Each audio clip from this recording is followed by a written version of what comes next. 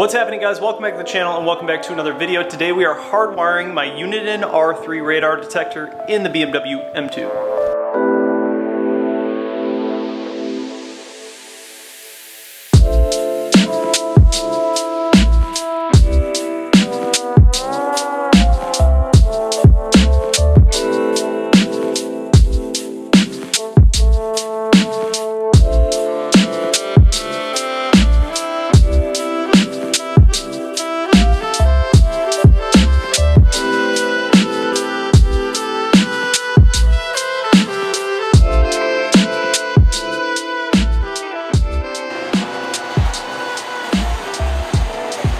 Alright, so we are in the garage with the M2 and I'm going to show you guys how to hardwire the Uniden R3 radar detector. Everything that we're using today is always linked in the videos.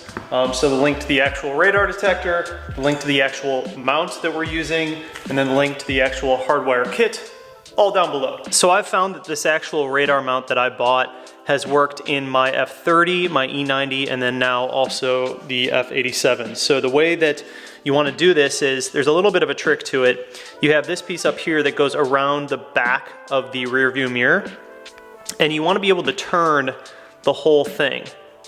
Basically, when you actually mount it on the mirror, it's going to be mounted like that, kind of on an angle. And the reason that you want to mount it like that is so you can have it off center and as flush as possible with the actual mirror. If you just do it straight up like this, it's gonna hang like an inch or an inch and a half below the actual mirror. I just prefer to have it flush with the mirror, so I kind of have it cockeyed as far as this clamp around the back of the mirror, and then you're able to flex this up. I'll show you guys what I mean exactly once I put it on the car. It's kind of hard to do with one hand, but I will go ahead and throw the GoPro on when I'm installing it so I can show you guys exactly which wires you need to tap into. But overall, this is a very simple install. You'll just need this little trim tool as well. Like I said before, everything you need to do this, link in the description. Let's go ahead and hop into it. All right, so as you can see, we have the dash cam over here, and basically we're gonna be taking apart this little mirror cover. And the way to do it is there's like a slit right down the middle here, and you're just gonna stick a trim tool in there. So if you just take the trim tool, go ahead and slide it in there, basically just pop out. There we go. And then this side. All right, so I'm gonna try and pull this down a little bit. So if you look in the back over here, there's a plug and then some wires. We're gonna wanna pull the plug out. I wanted to switch over to the other camera to kind of show you guys what we're dealing with here. You have basically these two plugs, one right here that goes on top, and then you have a bigger one that goes on the bottom. Now, I did look on the forums and a lot of people were saying that you need to actually splice into the bigger one or add the taps into the bigger one. However, that wasn't the case for mine. I had to splice or tap into the smaller one because the power and the negative are on the smaller one. And I'm gonna try and show you guys as clear as possible, but the red cable is gonna be going into the red and white, and then the black is gonna be going into the brown and black. So you're gonna wanna use this smaller plug. And the smaller plug goes into that top guy right here, which I'm not gonna lie is kind of a pain to get out. The bigger one goes down here, but we're not gonna use that. Unfortunately, in able to get both of these out, you do have to kind of finagle your way around with a little pick tool. You might be able to get in there without pulling them out, but I kind of wanted to be able to show you guys exactly where they go. So I just popped them out. So that's what you're dealing with. Bottom one, ignore it. Top one, that's the one you need. Red and white for the red, brown and black for the black. So before you put everything back together, obviously go ahead and plug it in and make sure that it does work. And there we go. We are getting power. So we're good. We can go ahead and reassemble all this. Then once we do that, we can move on to the actual mount portion of things, and yeah, that'll be it. So we're gonna try and reassemble all this without disconnecting our little plugs here. This guy goes on top. And is it a tight fit though? Add that one in. So there you guys go. That's what it looks like when everything is put back together. And as you can see, it's super cramped. Like, you're gonna have a really hard time getting in there with those plugs in. So you might as well just take the plugs out. I basically just used a pick tool and popped them out. Wasn't too difficult, made the job a lot easier.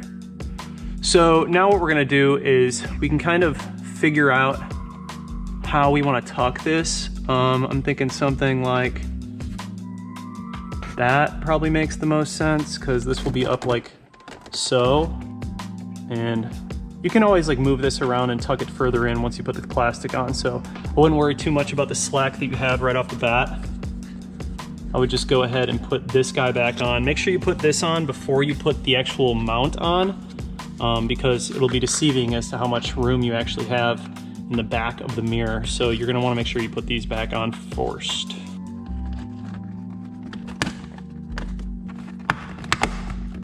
All right, cool. That looks good. Have everything in there, and like I said, if you need to move this around, obviously you can just tuck it in and kind of relocate it. So now when it comes to the mount, basically the mount is gonna go around this little part right here, and you really don't have a lot of room. So what happens is people end up installing it upright, just like that, but then it doesn't allow you to move your mirror.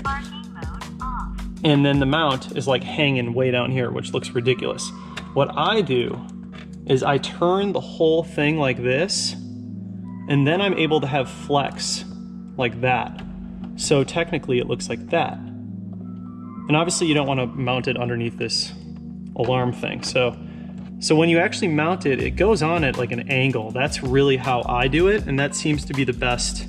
That seems to be the best method. And I like to leave everything loose while I'm doing this so I can move it around. You're gonna want the bolts to go in from the bottom side like so. And we don't need to worry about this side. We just wanna get this one side on so we can wrap it around. So, and the idea is to sneak it back there. So you guys will see what I mean once I get this a little bit tighter. All right, so that's starting to tighten down.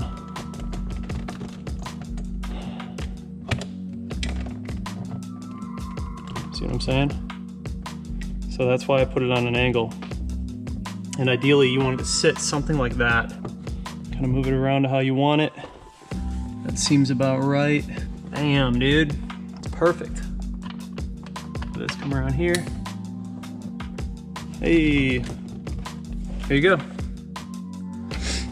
So ideally you would want this to be like as far back as possible, but it's just different with every car. Like the E90 one sits a little bit further back. The F30 one kind of did the same thing as this one. It sat out a little far ahead, if you can see here. But it does work, you know. And the other one is like the Blend mount. Like I don't even know if Blend makes one for the F87, but Blend does make a mount, and it is like 3 times the price of this one. So you guys can just grab this one on Amazon, link in the description, and you don't have to pay as much as long as you're not like super particular about where it sits. I've used these in all of my cars and I think they work great. Never had any issues. All right, so to show you guys, here is the final look. And like I was saying, when you install it, you're gonna wanna make sure the whole thing is on an angle. So you can end up getting set up like this. And obviously, as I also explained, it does sit out a little bit far. It did sit further back in my other car, but you know, it all depends on the mirror setup in the back. You could like fabricate something to make this a longer arm to push it back if you really want to go crazy, but I think it's good. It looks good. Cool. So that's all of it. Very simple. All right. So there it is. Pretty simple install. Just make sure that you get those cables right and that you set the actual hardwire mount to the right angle, and then it'll sit as good as you want it to underneath the mirror without it sticking out too far and looking too ridiculous. It's nice to have both cars hardwired with mounts, because then I can just take the radar detector and exchange it from car to car when I'm driving one or the other. It's super convenient. Love the way that's set up. It's affordable, easy to install. I know that these past few videos haven't been that interesting. I'm just getting caught up on all the things that I have for this car, but we have full bolt-ons and a bunch of carbon parts in the mail right now. So you can expect in the next week or so that we are really gonna start modifying this car. We also have some stuff for the M3 coming in too, so it's busy around here, which is good. Anyways, guys, I hope you enjoyed today's video. Make sure you like this video, comment down below, hit that bell notification, subscribe, and just like that, this video is over, and I'm out. Peace.